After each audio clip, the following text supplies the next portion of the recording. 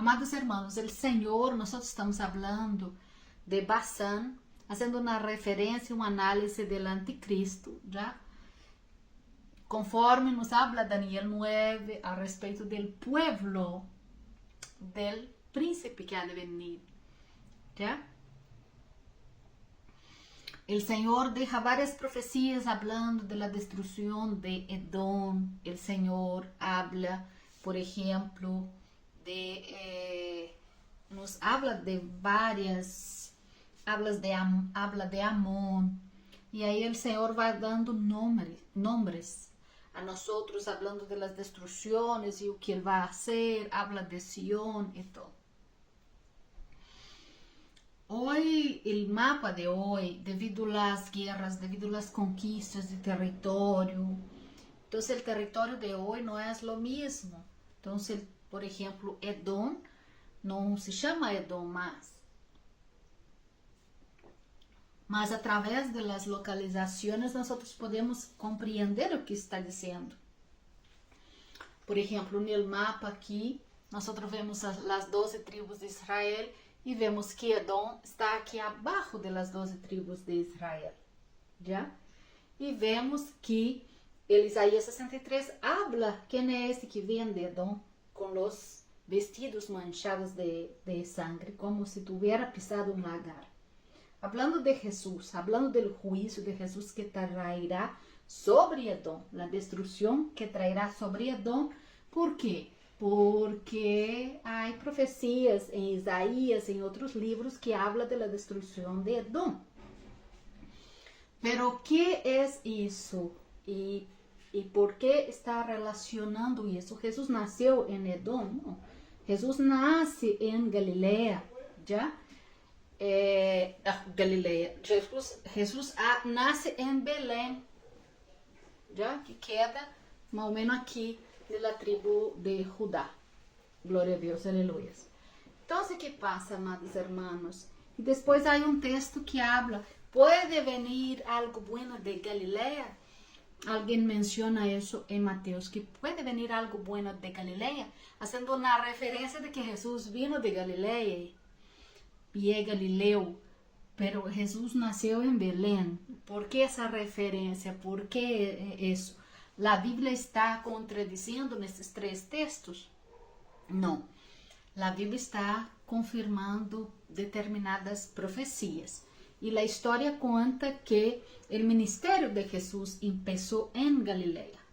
Justamente por eso que él afirma, puede venir algo bueno de Galilea. ¿Comprende? Entonces, ¿por qué? Porque la palabra de Dios, ella no va a contradecir. Ustedes van a ver los textos, ya, hablando a respeito las profecías, hablando a respeito de Moab. Moab está aquí, a respeito de Amón, que está aquí. Está viendo, es el mismo mapa, pero los nombres van cambiando con los tiempos, ¿ya? El reino de Israel que está aquí y Edom está aquí abajo, ¿ve? Y vemos, por ejemplo, Damasco aquí y vemos el imperio asirio. El imperio asirio, él viene avanzando y toma todos los territorios, inclusive el territorio asirio, mira cómo quedó hoy. Isso é como quedou hoje, já? Aqui está a Síria, e aqui está Israel, e aqui está Líbano, já? Então, o que passa? A Síria foi avançando e conquistando. No entanto, todos esses territórios, você vê aqui as águas, já? Você vê Israel, e aqui ele mesmo, já? Ele mesmo mapa. E você vê o que aconteceu, o que passou? A Síria tomou todas essas regiões, ¿ya? Y tomó la región de Basán. Esta es la región de Basán, a donde la palabra del Señor dice que va a venir destrucción sobre Basán. Todo eso que está blanco aquí es la región de Basán. Es donde está Goián, ¿ya?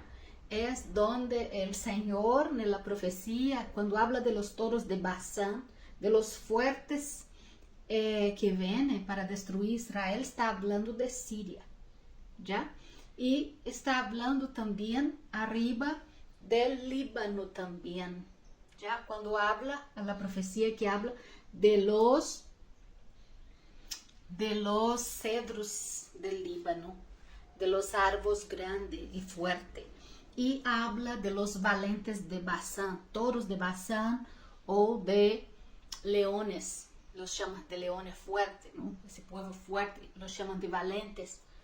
¿Por qué? Porque el Señor tiene la necesidad de esclarecer que va a venir toros de Basán a atacar Israel y a destruir Jerusalén. ¿Comprende? Entonces todos esos territorios hoy están en las manos,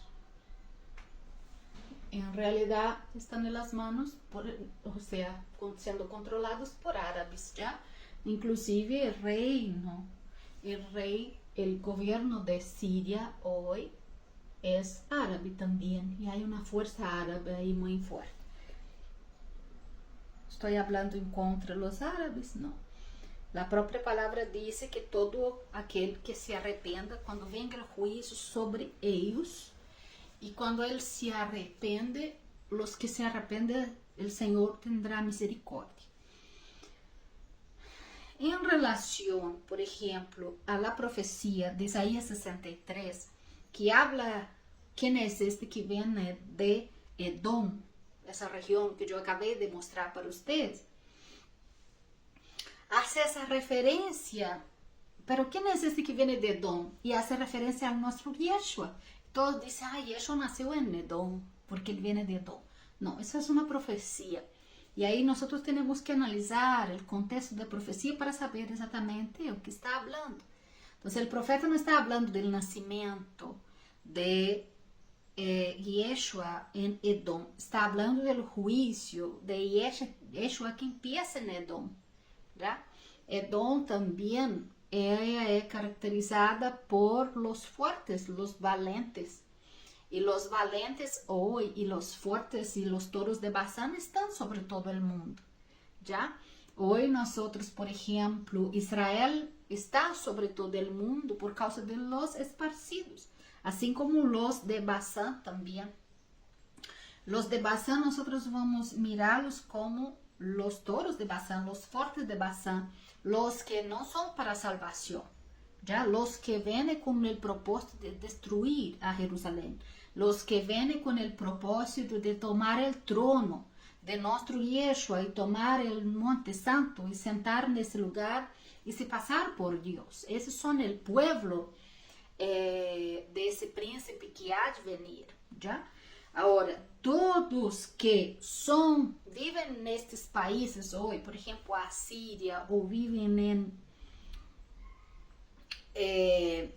Filistea, ¿no? Que hoy es, los filisteos hoy es Gaza, ¿no? Esos territorios, todos que viven en esos territorios se arrependen, clama a Yeshua, nuestro Dios, y Él vendrá a salvar a todos que claman, porque hay salvación y hay redención para todos que claman en nombre de Dios vivo, ¿ya? El Dios de Isaac, de Abraham, Él no va a volver el rostro para nadie que clama a Él nesse tiempo. Existen versículos que confirman eso. Porém, existe un pueblo muy obstinado, que el Señor los llama de valentes, que ellos vienen con ese propósito y son tan obstinados que ellos no sacarán esa idea de su cabeza de tomar el lugar santo y poner trono para ese príncipe en este lugar. Gloria a Dios, aleluya. Entonces cuando la profecía menciona de la destrucción de Edom, de la destrucción, está hablando de esto. No entanto, Isaías 63:1 dice assim: ¿Quién es este que viene de Edom, de Bosra, con vestidos rojos, este hermoso en su vestido que mancha en la grandeza de su poder? Yo, el que hablo en justicia grande para salvar, porque es rojo tu vestido, tus ropas como del que ha pisado lagar. Então, você vai ver, pisar lagar está conectando com o texto em Apocalipse, tá? que habla de la ira de Dios que es derramada y él pisa el lagar de las uvas y el lagar se llena hasta los frenos de los caballos, pero en realidad no son uvas, son sangre, por causa de la justicia y del juicio. Pero cuando el Señor haga esto y termine esta obra, vendrá destrucción para todos aquellos que no serviu a Dios. Los que serán redimidos, los que no serán muertos. Por eso esa profecía. Entonces, he pisado yo solo el lagar de los pueblos, nadie había conmigo. Los pisé con mi ira. Los ojé, no sé hablar eso, con mi furor, y su sangre salpicó en mis vestidos, manché toda mi ropa.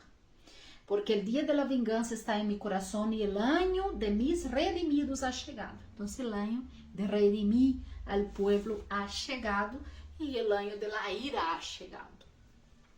Usted ve que el año de la redención camina junto con el año de la ira, ¿ya?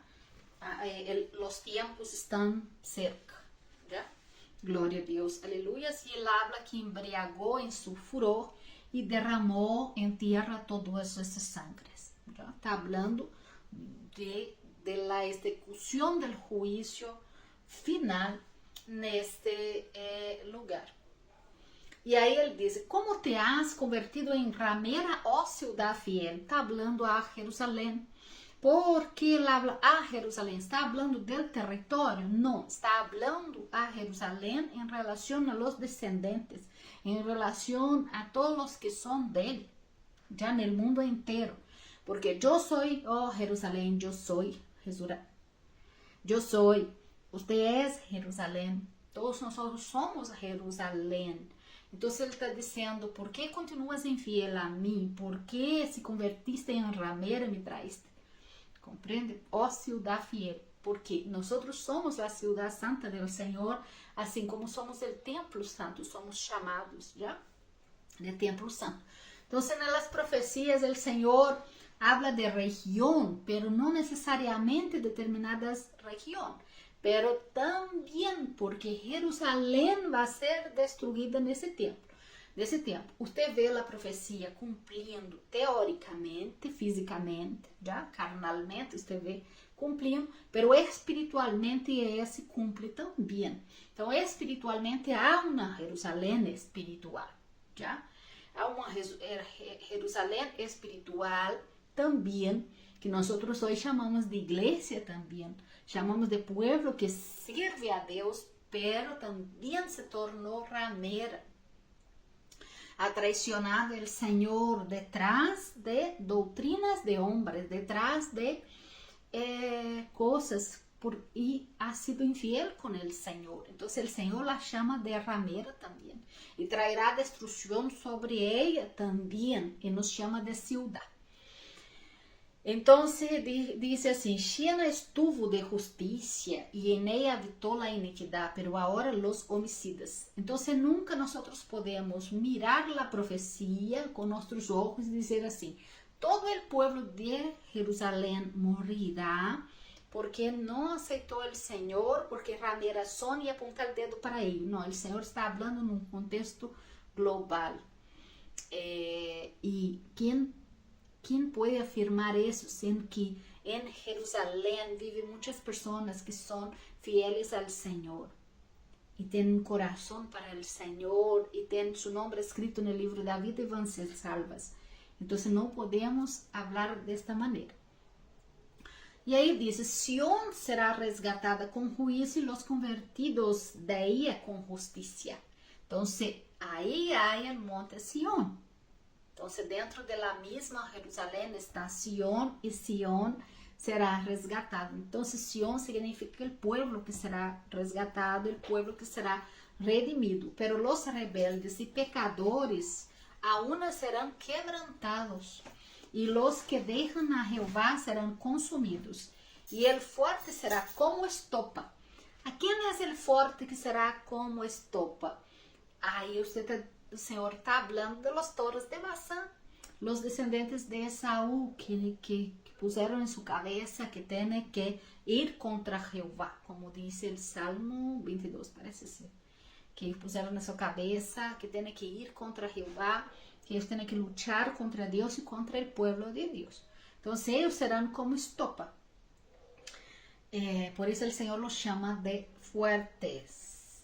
E diz: lo que hizo como centella, y ambos serán encendidos juntamente, y no habrá quien apague. En Abadías dice: la casa de Jacob será fuego, la casa de José será chama, e la casa de Saúl estopa. Então, você está vendo profeticamente aqui 3 casas. Você está vendo Israel, já? Jacob é Israel, la casa de José e la casa de Saúl, já? E Saúl são los árabes. Então, todos los que... Meu Deus, Dios mío, pero tengo que hablar assim para que compreenda. Então, la casa de Saúl, mejor não.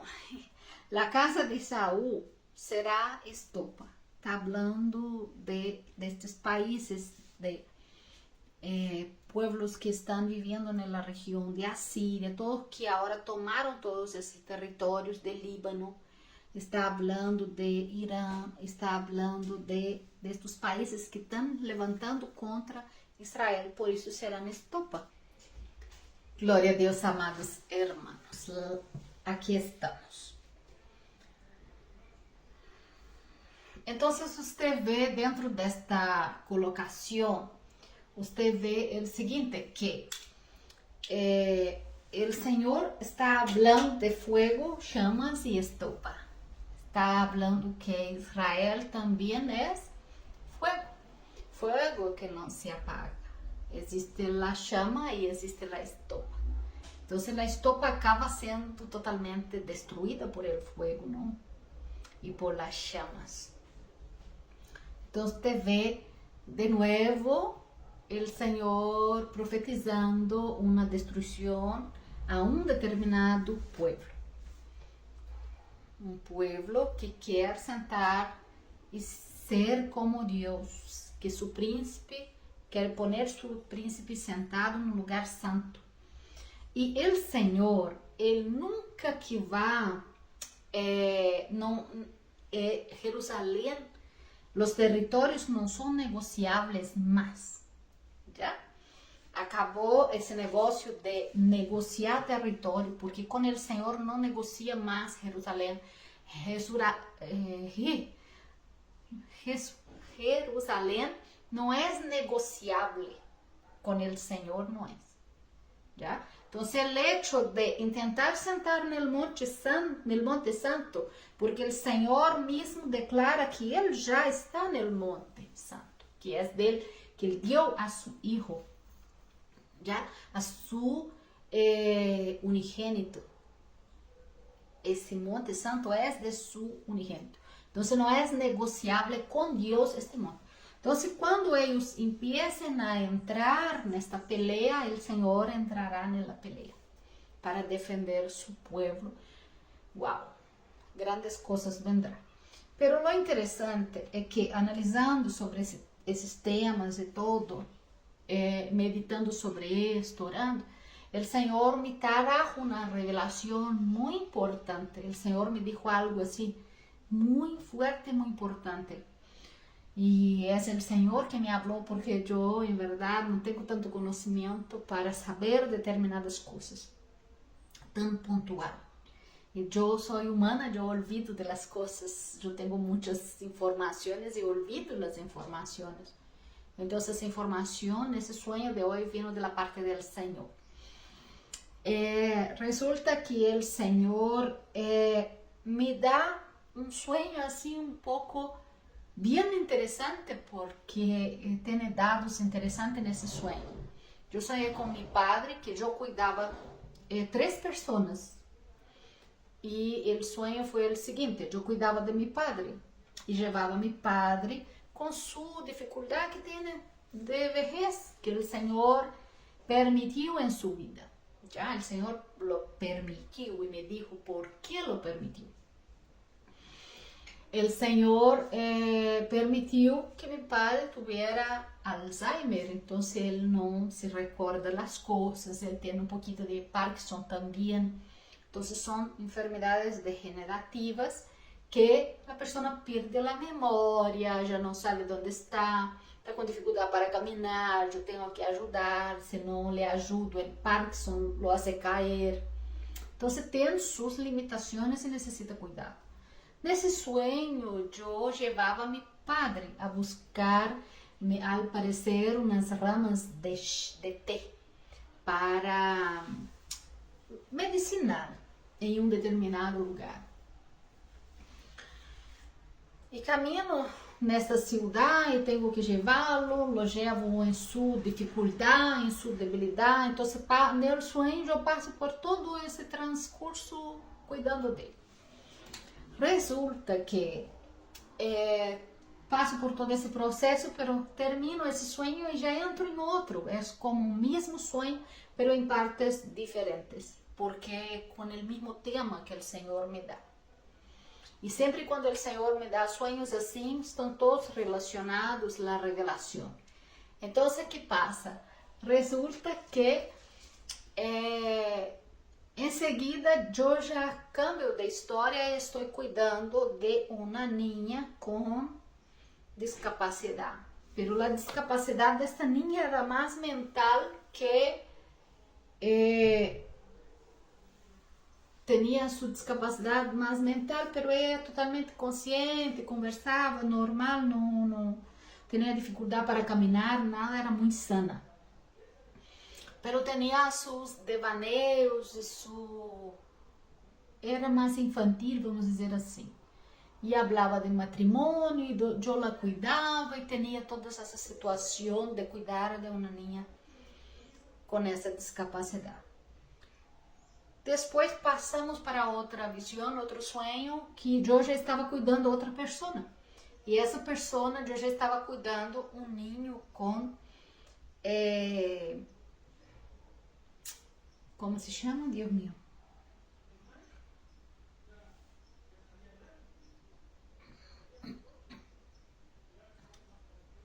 Não é hiperatividade. Um ninho com...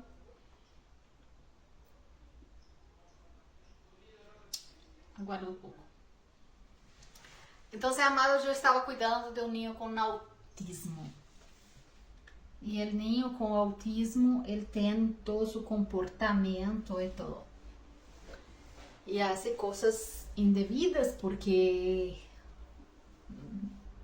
de uma certa forma, não aceita correção. Não é muito obediente.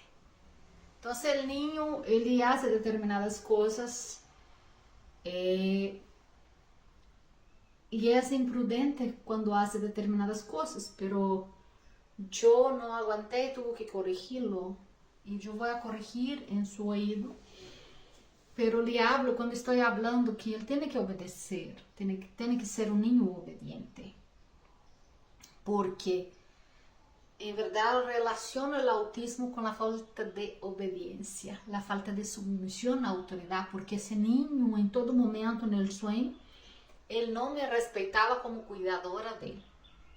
Ele me passava a levar minha autoridade como cuidadora e passava a levar também a seus padres. Então, quando eu vou a corrigi-lo e digo, mira, você tem que respeitar a sua madre e tem que, principalmente, a seu padre tem que respeitar. Pero eu já estava nerviosa com ele porque ele havia feito muitas coisas, tomado decisões que poniam em risco a mim e a sua pessoa também. Então, lo corrijo, pero imediatamente quando empiezo a corrigi-lo em seu ouvido, falar a seu ouvido para corrigi-lo, então escuto uma voz como de trovão que vem do cielo e vejo que o cielo se abre nesse sonho e o cielo se abre e o Senhor dentro desse sonho me dá uma visão e me mostra os 4 ventos. Mira que interessante. Me mostra os 4 ventos. Me mostra a posição cardinal, não? Onde está posicionado. E déjame ver aqui. Los 4 hemisférios. O Senhor me mostra os 4 hemisférios. E o Senhor me hace compreender o seguinte: Ele me hizo ver como desatava os 4 vientos em las regiones celestiales e los vientos de los 4 hemisférios, e me dijo que estes são vientos que desataram desde a época de Nerón, com uma voz de trovão me hablava. Me ensinava com uma voz, era como que eu escuchara um reportero hablando, dando uma notícia. Era como se eu escuchara um reportero, pero com uma voz muito gruesa, com uma voz de trovão me dizia isto. E no final, quando ele me dava as visões de los 4 hemisférios, onde ele abria as câmaras de los ventos e me mostrava as câmaras, e eu via a separação de las câmaras de los ventos. E que tremendo! E aí ele dizia que estes ventos foram desatados já, vêm sendo desatados desde a época de Nerón. E aí terminou o sonho. Pero então eu corri, porque sempre quando o Senhor me dá sonhos assim, fuertíssimos, tenho que correr para anotá-lo, porque olvido. Então corri para anotá-lo assim que despertei, porque era muito importante essas informações. No entanto, quando vou anotar, olvido as informações que ele me dijo de cada câmera. Porque ele me mostrava as câmeras já de los 4 vientos, de los 4 hemisférios. E ele me mostrava e não eram iguais, os 4 ventos, as câmeras não eram iguais. É como que cada câmera havia uma determinada força em cada câmera. E cada câmera tinha uma forma de mover-se. E ele me falava muito, me ensinava sobre isto. Pero, hermanos, infelizmente, salí correndo para escrever e o que alcancei a escrever foi isto. Então, comecei a ver o que significa, porque eu dije, Nerón é o imperador Nerón.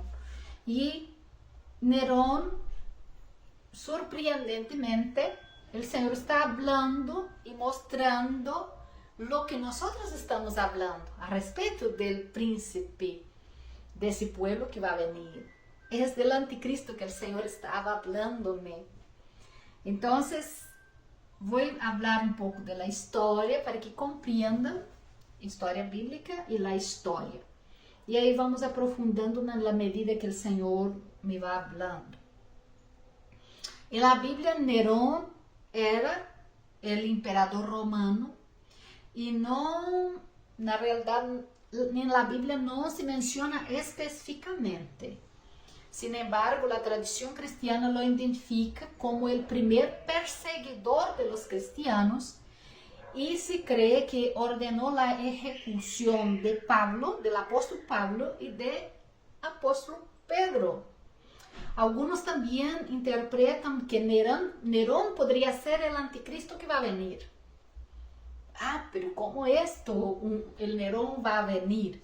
¿Por quê? Porque no livro de Apocalipse habla que essa bestia, ela ressuscitará, habla que ela tendrá fôlego de vida novamente, que ela foi herida, muerta e depois tornou a viver. Então, por isso eles consideram, e por causa da numerologia do nome de Nerón, César Nerón dá 666. Su nome. Então, por causa disso, alguns compreendem assim. E vemos que a ascensão de Isaías é o primeiro texto que sugere que Nerón é o anticristo e as similitudes entre os dois são claras, já que o rei, um rei sem lei, assassinou de sua madre, ele assassinou sua própria madre. Então eles dizem que chegará a este mundo com todos os poderes e todo o mundo accederá a lo que ele deseja. Los oráculos sibilinos no livro quinto e no livro octavo, escrito no século II, profetizavam que Nerón volveria e traeria consigo a destruição. En el interior de las comunidades cristianas, estos escritos, junto com outros, alimentaram a crença de que Nerón regresaria como anticristo. Existem linhas cristianas que creem nisto, eu vou explicar, vou dizer quem são. E algumas pessoas pensam que Nerón está escondido num lugar remoto, aguardando e volverá validando as profecias sibilinas. Amados, agora lo interessante, quando eu vi isto escrito, essa informação, eu me acordei do Corão, porque os que seguem o Corão no Islã, eles creem que o Mahdi, ele nasceu, habla de seu nascimento, habla de seu nascimento muito similar com o nascimento de Jesus, de la mulher escorrida para ter esse filho que vai reinar, muito parecida, muito similar, que tem que ter o filho com uma pessoa específica, com um Mahdi específico que estava reinando nessa época, que esse filho se esconde e depois ele aparece. E alguns dizem que ele não envelhece, que ele é uma pessoa que não envelhece. Então, eu encontrei interessante porque como que se juntaram essas informações. Mas vamos seguir. Em 422, Agustín de Hipona escreveu sobre sua teoria de que Pablo mencionou a venida do anticristo. Aún el próprio San Agustín, aí está falando de santeria, não de crianças católicas, rechaza a teoria de que Nerón era o anticristo. Agustín de Hipona escreveu sobre sua teoria de que Pablo mencionou a venida do anticristo. Aún el próprio Agustín rechaza a teoria de Nerón, que Nerón era o anticristo e que regressará. E menciona a forte crença cristiana sobre este ponto, já? E habla de los modernos estudiosos que defendem que realmente seria Nerón, justamente por a numerologia de seu nome, que dá 666. Já? Estamos falando de los escritos bíblicos católicos e falam essa teoria. Quando se sumam em hebraico a letra do nome de Nerón, dá um resultado também de 616 e 666, tomando as duas variantes do nome, Nerón e Nero. Glória a Deus, aleluia. El Senhor me dijo, desde a época de Nerón, os 4 ventos estão desatando sobre a terra. Glória a Deus, aleluia. Por isso estou fazendo esse estudo e fazendo essa avaliação com vocês, para saber quem é e o que falam dele. Glória a Deus, aleluia, por isto. Pero em relação a esta teoria que habla, teoria ou profecia do Corão, que habla que el Mahdi está escondido, porque existem 2 ramas del Islã, o sunita e o xiita, já? Então, pode variar na crença entre os dois, e talvez uma rama de ellos tenha essa crença de que o Mahdi está escondido, que nasceu e foi escondido, já? E lendo o Corão, uno vê também que eles tem essa coisa de que o martir de ellos é perseguido, e para não morrer e ser perseguido porque é ele elegido, porque senão vão matá-lo. Essa mania de persecução que eles têm, de que é Israel, que persigue eles para matar o Mahdi, porque estão impedindo o Mahdi de tomar o poder. Porque o Mahdi, que é o Messias, é o Mahdi que vai estar aí no Monte Sión sentado. Compreende? Então, esta luta de creencia, já? Então, eles escrevem isso a respeito dessa persecução. Mas como eles são contra Israel, eles pensam que Israel está tentando, ou seja, isto é sembrado em sua teologia. Essa persecução é sembrada em sua teologia. Glória a Deus, aleluia.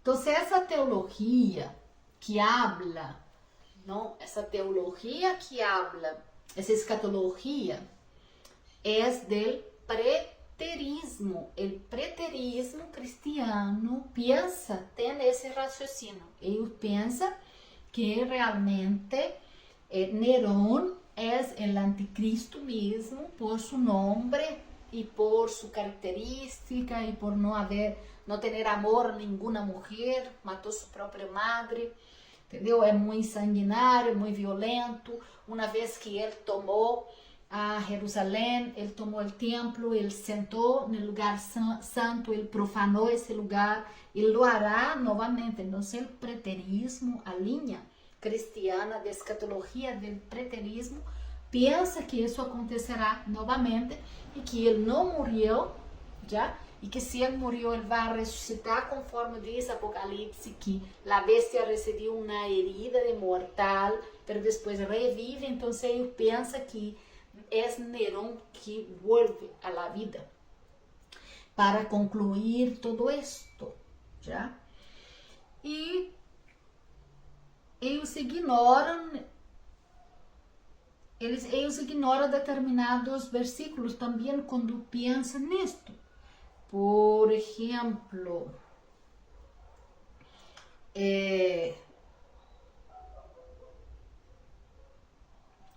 o livro de Apocalipse solito, o capítulo 13, revela que literalmente eres ressuscitado, já? Apocalipse 13, 3, 17, 8 e 11.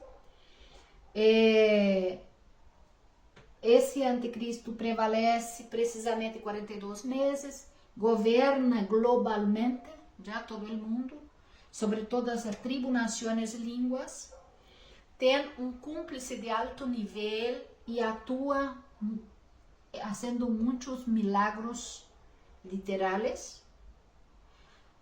Continuando em Apocalipse 13, unem uma imagem da bestia e se unem a esta imagem da bestia e recebe o fôlego de vida. Donde pone a marca, donde nadie pode comprar nem vender, exceto por meio da identificação com a bestia, não? Reúne com outros reis para travar guerra contra Deus mesmo, porque ele vai travar guerra agora contra Deus mesmo. Isso relata em Apocalipse 19, a partir del 19, versículo 19, não? Que ele trava guerra com Deus mesmo. Já? Por quê? Porque a partir de quando ele quer tomar o lugar santo, esse lugar não é dele, esse lugar não é negociável, esse lugar não é de Israel, ou do povo de Israel, ou do governo de Israel, não é de Estados Unidos que tem poder aí. Não, esse lugar é santo, é de Deus, é do próprio Deus e não é negociável com ninguém. Então, é onde ele compra pelea com o próprio Deus, por isso habla Deus dessa pelea, não? E ele reúne os reis para ir contra o próprio Deus. E o próprio Senhor, no capítulo 19, lo captura e lo lança no lago de fogo, que é lançado por Cristo. E há evidências na história que diz que Nero, ou Nerón, ele cometeu suicídio no ano 68 depois de Cristo. Ou seja, há está inconecta, está desconecta a informação, ¿ya? E no Apocalipse 13, ele recebe também, o anticristo, ele vai receber uma globo adoração, ou seja, globalmente vai ser adorado. Agora, para que compreenda, em 1 de Juan 4, 3 diz: e todo espírito que não confessa que Jesus ha venido em carne e não é de Deus, este é o espírito del anticristo, e el qual vosotros habéis oído que viene, e que agora já está no mundo. Então, há o espírito do anticristo que já está. O Senhor, eu já falei que o Senhor revelou o espírito do anticristo que salia com força. O espírito do anticristo está sobre todo aquele que nega a Cristo e hace guerra com os de Cristo, não? Então, o espírito do anticristo está sobre este. Então, todo que nega a Deus é para Deus um anticristo, já? Porque o espírito de anticristo está sobre sua vida. Então, Juan está falando de quê? Está falando de um espírito, não de uma persona. Então, o espírito ele vai estar atuante no pueblo desse príncipe. O pueblo que não aceita, o pueblo que quer poner esse príncipe sentar no lugar de Deus e que vai defender isso até o fim. O espírito do anticristo estará atuando fortemente em suas vidas, já? Onde o Senhor, há um versículo que diz que o Senhor los cega completamente. Los cega completamente. Então, eles querem totalmente, como eles já entregaram, se entregaram e já são, já. E muitos deles que estão no meio deles já são desde, ou seja, seus antepassados já são desde a fundação, não são para salvação. Então, estes serão objeto de uso de Satanás, já estão nas mãos de Satanás, já estão entregados nas mãos de Satanás, e o Senhor os deixará para cumprir todo isto, para trazer juízo e redenção sobre a terra, trazer a purificação sobre a terra. Então, você vê que o Senhor, que Ele hace comigo, Ele habla de los vientos que soplan desde a época do rei Nerón. Desde essa época, o Senhor está falando-me que soltou os vientos sobre a terra. E eu dije, o Senhor não soltará hasta o sellamento, porque Apocalipse 7 habla de los sellamentos. E na realidade, o sellamento de los 144.000 acontece agora.